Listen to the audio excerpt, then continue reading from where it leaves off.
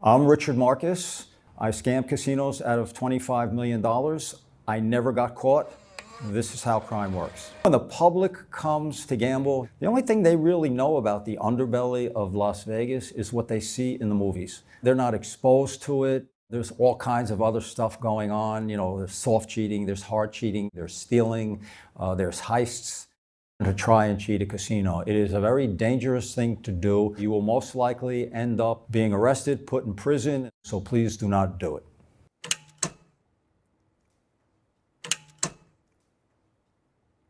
All of my casino cheating moves were based on basically two or three simple things.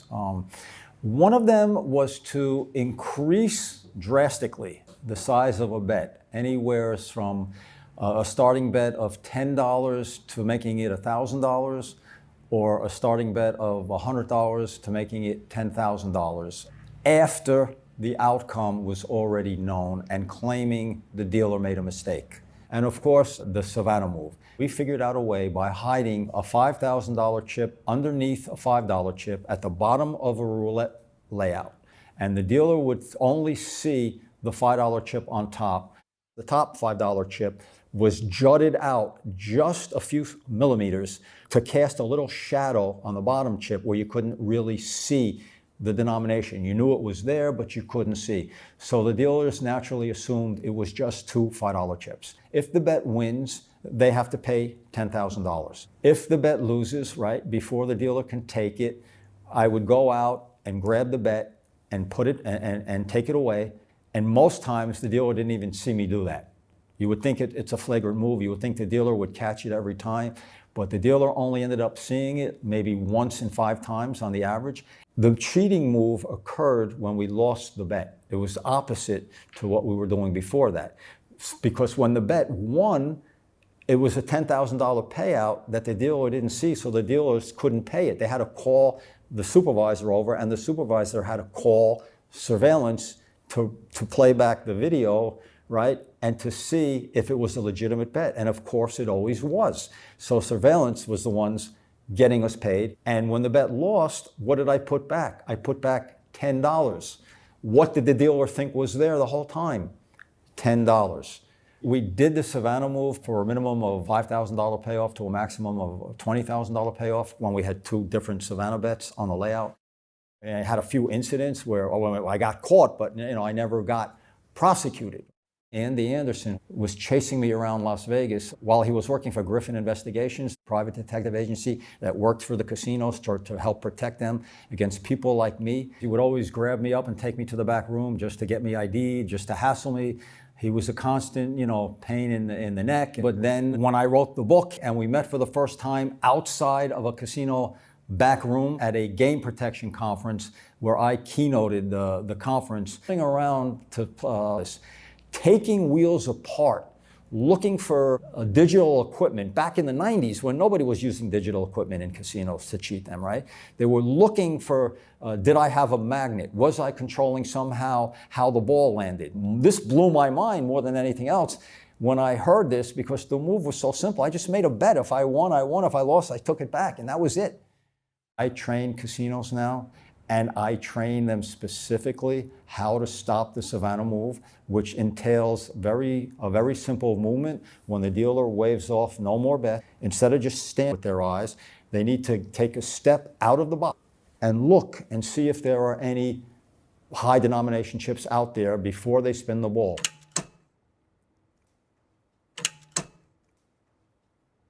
When I first came out to Vegas and started cheating casinos, it was the end of the mob era, and it had an intimate feel to it. And there was no amusement parks, no volcanoes. It was just pure, pure action, pure gambling.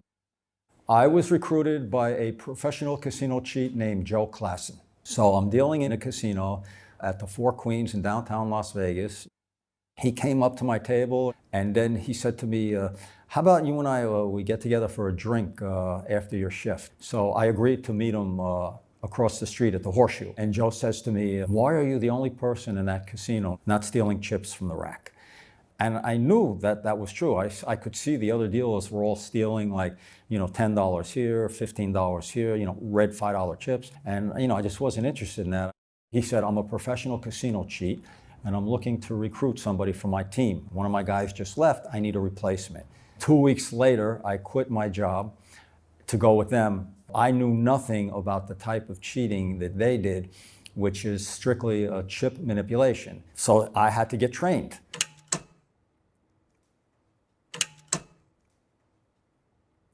The first move that he trained me at was to actually bet $15, 3 red $5 chips, and then after the dealer pays, to switch in 2 $500 chips with a $5 chip on top, so that's $1,005, and claim to the dealer.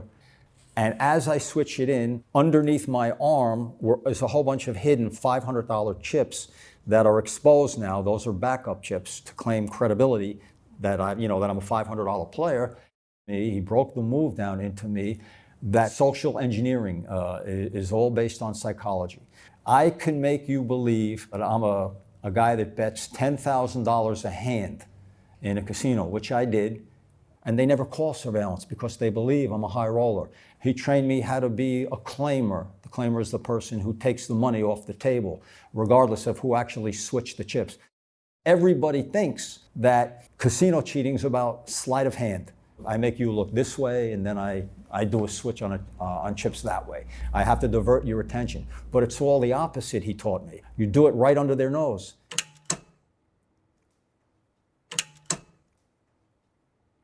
For the first 13 years, we had 3 other members and me. We had Joe, who was the boss, and he was surveillance and security for our own team. He protected us. I was mainly the claimer. I was the person who took the money off the table. And then we had Duke, who was the mechanic. His job was to manipulate the chips. And then we had Jerry, and his job was to carry through betting patterns that would give Duke, the mechanic, the opening that he needed to actually do the move that I could claim. That was our first team. The second half of my career, I worked with 2 other guys. One guy whose name was Balls. He was fearless, and he would throw $5,000 or $10,000 in a poker pot without even thinking about it. And my second partner was Pat. Pat became the claimer, and I became the mechanic for that team. And that was the team that we worked for the second dozen years of my career. First we have to scout out the casino, make sure it's right. Then we have to get the particular chips we needed. In all cases, there was a high denomination chip involved. Then we had to get our positions around the table. In blackjack, we only needed one seat, so that was fairly easy. In craps, we had a mechanic and a claimer, so we needed one person to be standing behind the other, which is not that hard. But in roulette, which is the most sophisticated, it's almost choreographed. So we have to have 4 people on the game, 3 of them actually sitting and 1 of them standing. So that sometimes took time. When I used to go through casinos, I could really identify cheaters because I recognized the betting patterns. For instance, they want their chips to be perfectly centered in the betting circle, or on roulette, they want it perfectly straight up on the number, the chips, because they do not want the dealer to have to touch the chips or fix them because they're messy. The language that they use, because casino cheating teams, they never speak to each other. They use sign language. Hands touching the face, hands touching their ears like this. That might mean come to me. Rubbing a chin means everything is okay. Now, from the casino point of view, they're not skilled in that, they don't train for that, but for them it all ends up with the video cameras today. The best night of the year to work to cheat casinos is always New Year's Eve. That's when the action is the highest and there's the most people in the casino, or in Vegas, a big championship fight night or a huge concert. That's what draws all the high rollers in. That's what we wanted. But the negative part of that is you have tons of people. Sometimes you can't get a seat. So you might have to wait to get around the roulette wheel. You might have to wait an hour or 2 hours just to get in position. So when you're doing a sophisticated roulette move, you're looking at an hour to an hour and a half of doing the move. But if you're doing something simple like the Savannah, you're looking at total, provided that you have the $5,000 chips you need to do it, you're looking at just a few minutes.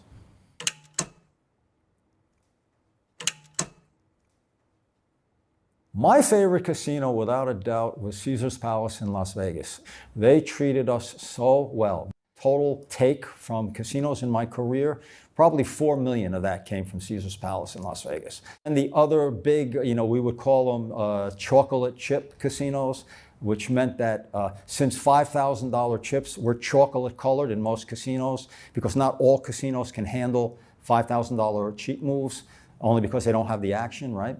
Any casinos that had the $5,000 chips in play were our favorite casinos. We just couldn't go to the cage because they ask all kinds of questions, where'd you get them, this and that.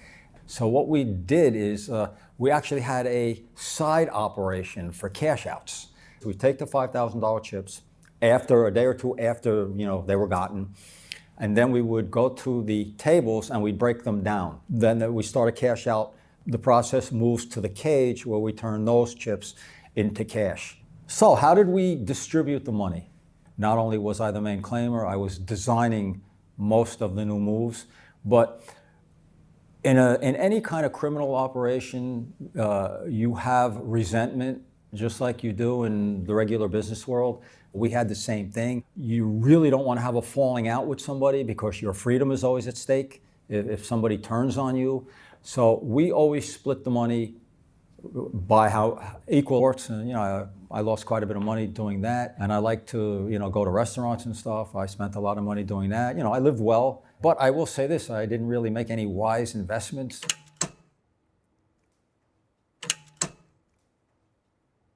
When I was a kid, the only person I knew that wasn't Italian was me. People ask me all the time, since I was cheating back in the days of the mob, they saw like the movie Casino where De Niro tells the guy in the back room to break the guy's hands because he was cheating. I came right in at the tail of that. The Italian mob, their main thing in casinos was skimming money from the count rooms.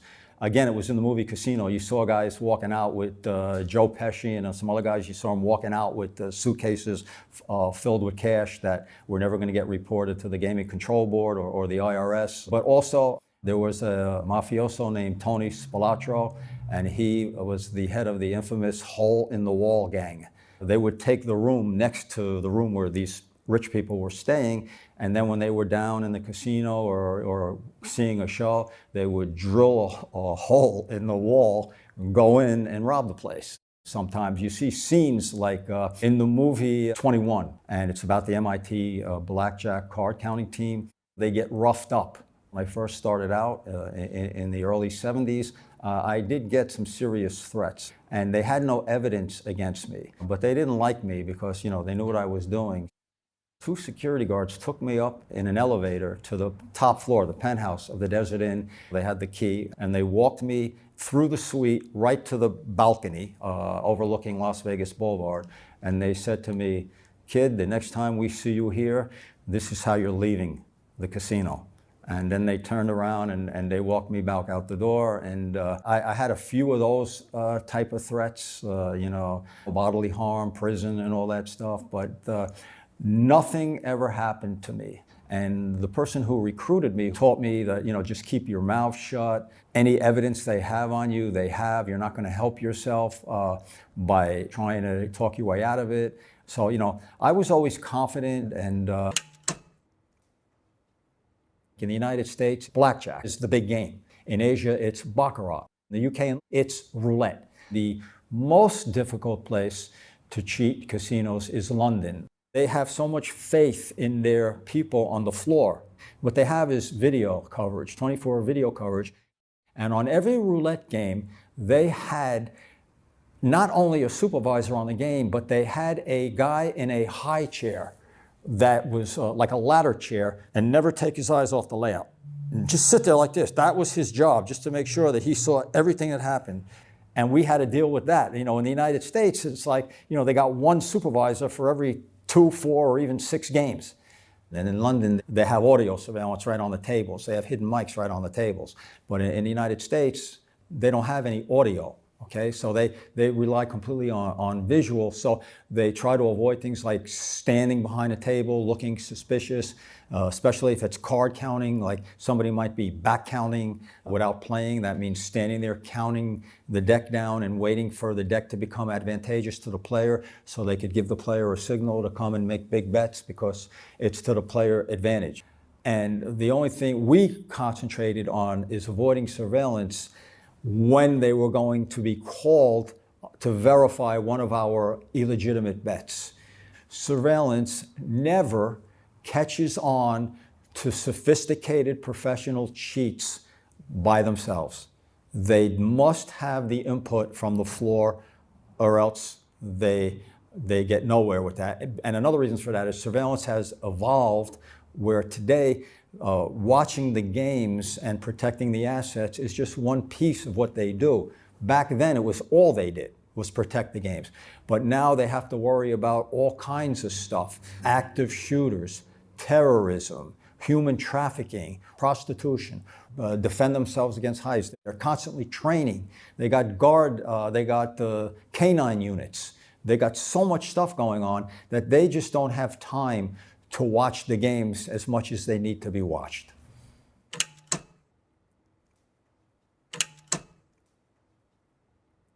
I knew from the beginning that we weren't the only ones. The really best casino cheats were the Italians.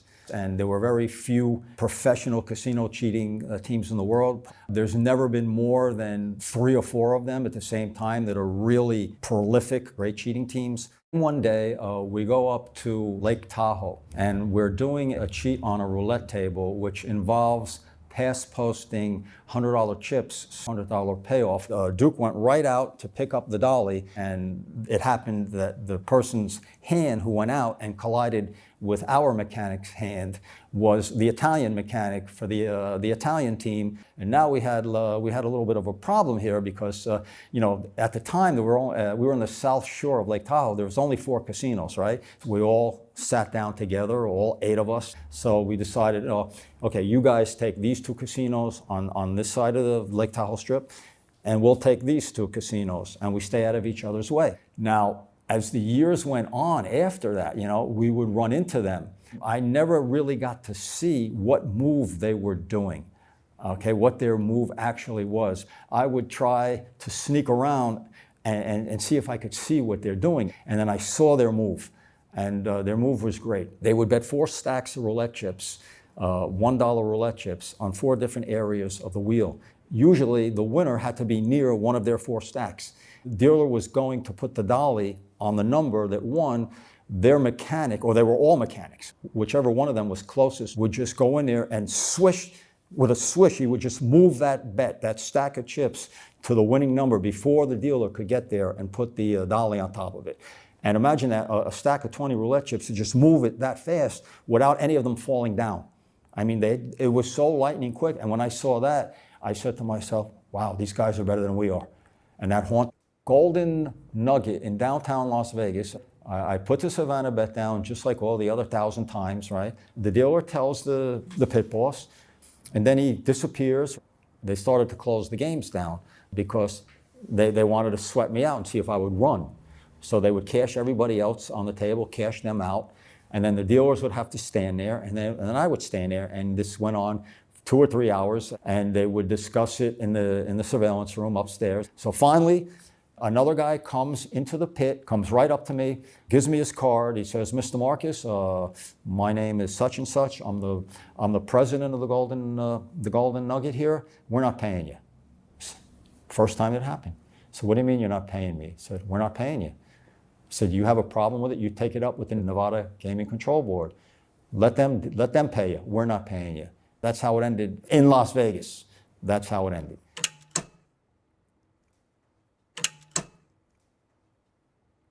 In Nevada, if you cheat in a casino for a $5 gain, you are getting arrested and charged with a felony. If it's your first time, you could actually do a year in prison. In Europe, it's very liberal. If all jurisdictions had really harsh penalties, I think you would find a lot of the cheaters deciding to become advantage players and making less money, but avoiding the risk. When it comes to, like what could the casinos really do to reduce the cheating? Train your personnel to understand cheating, to learn, the cheat moves, to make initiatives to stop it. Every casino should have a game protection trainer and make sure that it filters all the way down the system to the dealers, because the dealers are your first line of defense against all casino cheating. So I think it really comes down to training their staffs how to combat it more than anything else. Now, a lot of casinos actually have a unit of the state police that's in the casino. Law enforcement has more direct access to background information on people. A casino who suspects somebody might be a cheater then they don't have any evidence, they could get more information from law enforcement that would increase the probability that this person might be a casino cheater because he or she has been involved in some other crime of another nature.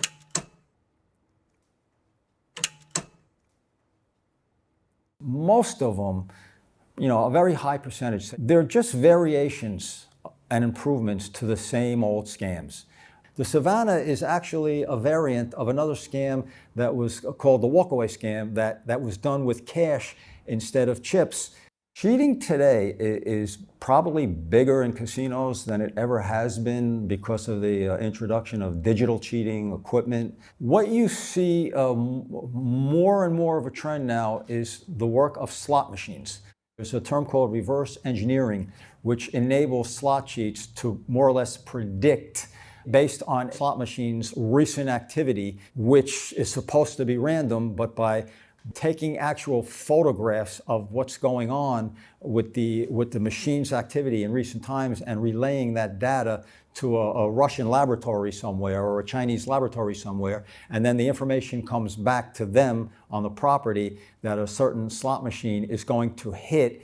So we're seeing a lot more of advantage play taking over from what used to be digital equipment scams. When it comes to cheat detection, AI is the most overrated piece of technology that you can think of. The only part of that that's somewhat effective, in my opinion, against the cheating is the facial recognition. Because if you have a database with my picture in it, and I walk in and you have good FR equipment, you're going to know I'm in your casino. But the AI itself, catching the cheating is, no AI equipment's going to tap you on the shoulder and say, hey, that's Richard Marcus over there. He's getting ready to do a cheat move on blackjack table number 14. It's not going to happen.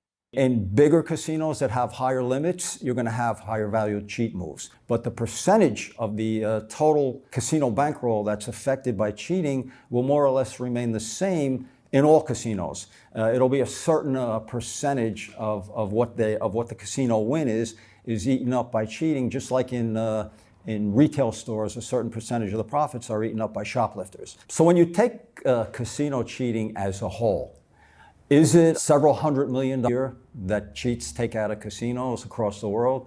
Definitely. Is it going to put the casinos out of business? Well, it could only really put a casino out of business if it affects the integrity of that particular casino. In other words, if high rollers and people who frequent a particular casino hear that, a lot of could really be hurt. What's really negative is when their own employees get involved in it. And usually the employees who are cheating, they're cheating the casino. They're not cheating the players. It's an organized collusion scam where they're cheating the house. And these are the scams that make the newspapers across the world. Do casinos actually cheat the players? Well, that depends on what you consider cheating. What they do is they manipulate the rules to make it more and more difficult for them to win, which some people might look at as cheating. Two good examples of that, in England and France, where roulette started, it was just 1-0. And 0 is a number where if you bet everything else, any straight up number besides 0 and 00, right, you lose. You bet red, you lose. You bet black, you lose, right? Then the United States, they made it 2 zeros, which doubles their house edge. Now there's actually roulette tables in the United States with 3 zeros, and that triples their original house advantage. And the second advantage of that is with blackjack. It used to be in all casinos, blackjack, when you had an ace and a 10, you won and you won the hand, you got paid 3-2. Now, I believe in most casinos in Nevada, they are now only paying 6-5. Okay, so that's a big difference. So, is cheating casinos a victimless crime? If I'm talking straight up to a person and I say, you know what, I cheated casinos for 25 years and there's no victim. Sure, some people would argue with me, but what's the impetus of their argument? Are they arguing out of definition, or are they arguing because they're offended by what I said? But as far as just taking the money, I don't think that many people feel sorry for banks or airlines when they get ripped off either. So that's my opinion.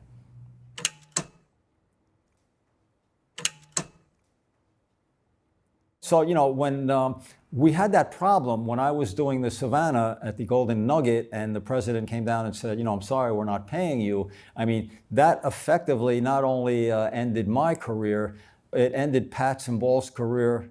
The Gaming Control Board was following me. The major thing that was implemented because of me on the law enforcement side, they increased the penalties as a deterrent. They just, you know, started putting more people in jail because they didn't want any more of me's around. I knew my last day was going to be New Year's Eve, 1999, going into 2000. I wrote the book American Roulette. I didn't write the book till 2003. My career ended in 2000. I never got caught. Every other like financial crime like that, it's usually 3 years, right? That's the statute of limitations. 3 years, it's over. But in Canada, when I was called to make some comments about that false shuffle scam, I told the journalist on the phone that, oh yeah, I had plenty of experience. I cheated the casinos in Canada. And what I didn't know, there is no statute of limitations in Canada. So I publicly admitted that I did all these crimes in Canada, but I was lucky because they didn't have any video evidence. So that was scary for me. One thing I must say is that I am not encouraging in the least for anyone to try and cheat a casino. It is a very dangerous thing to do. So what I'm doing now is I am a game protection trainer and consultant, and I train casino staffs. We've been talking about since 2022. I hold a major annual conference with 50 speakers. That's basically what I'm doing now.